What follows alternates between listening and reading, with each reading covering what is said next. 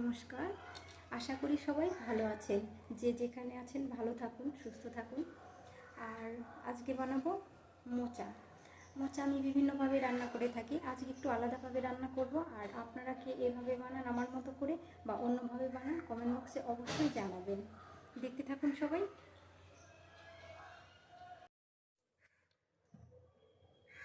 প্রথমে আমি তেল দিয়ে দেব।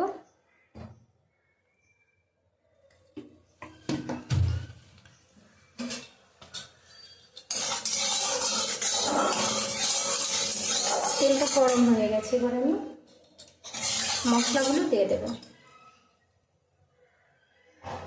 এখানে গোটা মশলা রেখেছি আমি, তেজপাতা, এলাচ, দারচিনি আর সামান্য জিরে।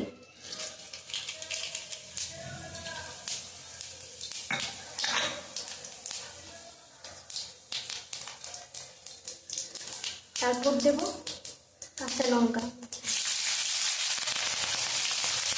তারপর দেব পেঁয়াজ।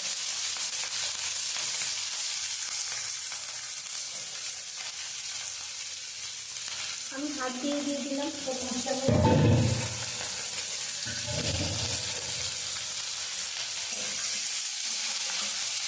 পেঁয়াজগুলো ভালোভাবে ভাজা হতে থাক।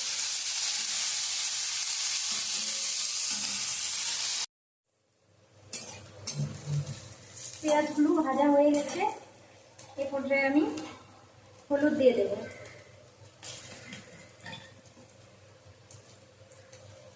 দেব ধনের গুঁড়ো আর লঙ্কাগুলো বেশি ঝাল নয়, তাই আমি একটু লঙ্কার গুঁড়ো দেব।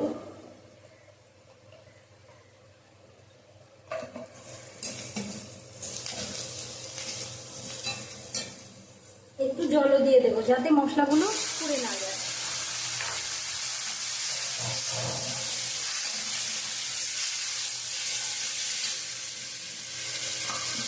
আর দেবো সামান্য নুন।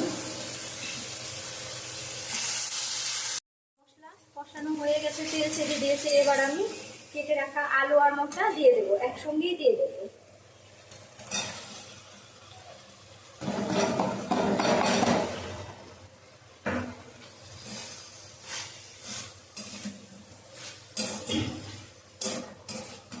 মোচাটা আমি কলের জলে ধুয়েছিলাম, হয়তো ওর জন্য কালো হয়ে গেছে। এবার আমি লবণ দিয়ে দিচ্ছি।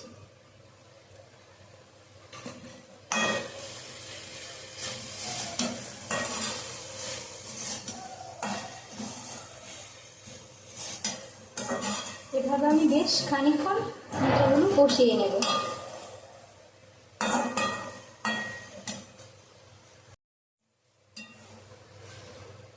মোচাগুলো ভালোভাবে আমি কষিয়ে নিলাম। এবার দিয়ে দেবো সামান্য জল। আমি তো আগেই বলেছিলাম যে আজকে আমি একটু ভিন্নভাবে রান্না করছি। মোচাগুলো কিন্তু আমি প্রথমে ভাপিয়ে নিইনি, কষিয়ে নিয়ে এবার একটু জল দিয়ে দেব। আপনাদের যাদের আয়রনের স্বল্পতা আছে বা হিমোগ্লোবিন কম আছে, তারা অবশ্যই এভাবে রান্না করবেন, ওই ভাপিয়ে জলটা ফেলে দেবেন না। আমি সামান্য জল দিয়ে এবার মোচাটা ঢেকে দেব।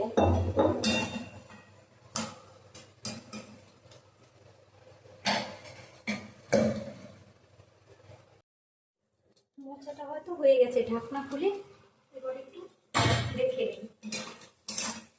জলটা অনেকটাই শুকিয়ে এসছে।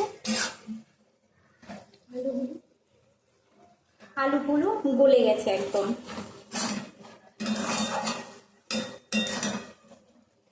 আর এখন দেবো আমি, যেহেতু মোচাটা রান্না হয়ে গেছে, লাস্ট পর্যায়ে আমি দিয়ে দেব সামান্য গরম মশলা। এটা আমি বেটে রেখেছিলাম।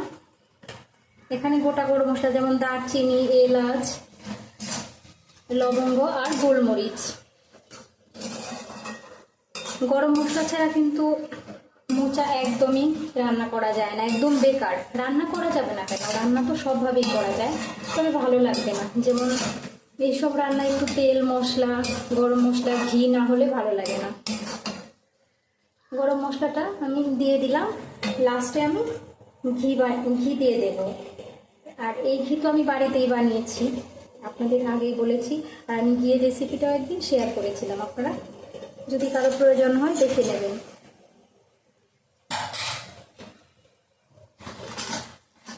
আর আপনাদের যদি কারো বাটার দিয়ে খেতে ভালো লাগে বাটারও দিতে পারেন, ঘি বাটার যে কোনো দুটোর একটা দিতেই পারেন। আমার রান্নাটা একদম কমপ্লিট। এবার আমি গ্যাসটা অফ করে দিচ্ছি, ওভেনটা অফ করে দেবো।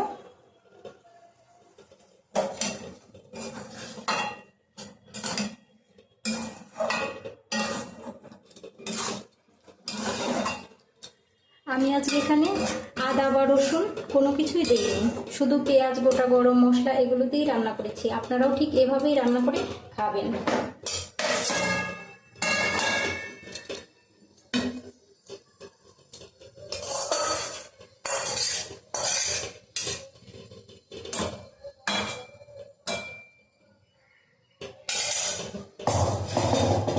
রান্নাটি যদি ভালো লাগে অবশ্যই একটা কমেন্ট করে জানাবেন। দেখা হবে অন্য কোনো ভিডিওতে। ততক্ষণ সবাই ভালো থাকুন, টাটা।